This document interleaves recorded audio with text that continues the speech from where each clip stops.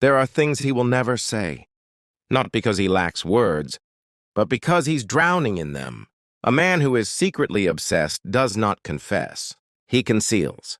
He wears his silence like a shield, hoping you never notice the war inside him. The war you unintentionally started the moment you entered his psyche. From the outside, he seems composed, unmoved, busy. But underneath his detachment is an ache he doesn't know how to name. Because obsession is not love. It's possession without permission.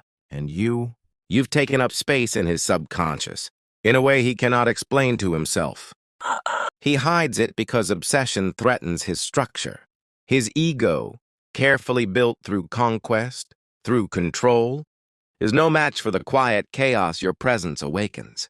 He was raised to dominate, not dissolve, and yet around you, he softens. Not outwardly, no. Outwardly, he may grow colder, distant, distracted.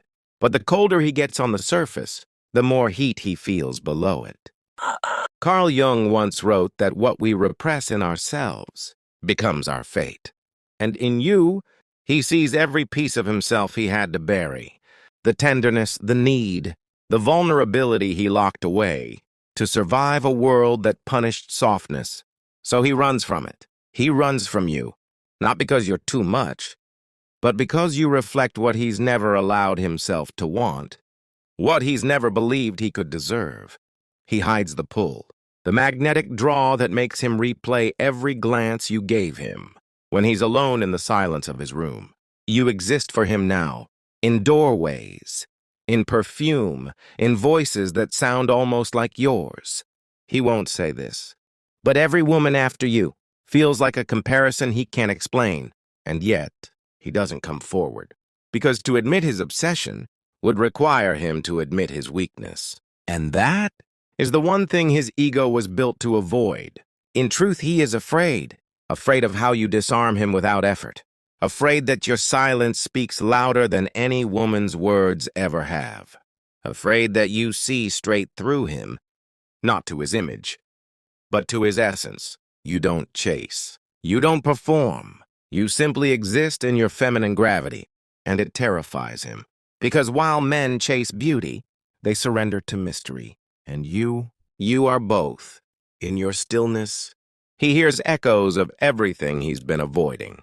His mother's neglect, his father's absence, the shame he hides behind jokes, the ache he hides behind ambition.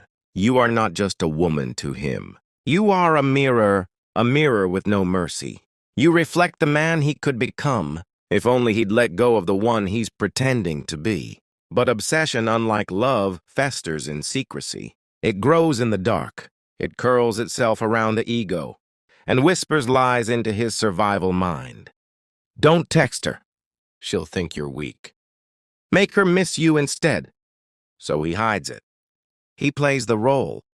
He disappears, not knowing that the more he tries to bury his feelings, the deeper he digs his own longing.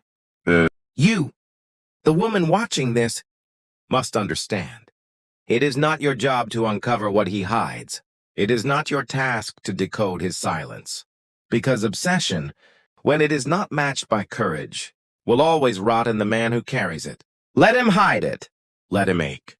Because your role is not to awaken him. It is to stay awake yourself. Music swells, soft emotional piano rises and fades. You are not the prize because he desires you.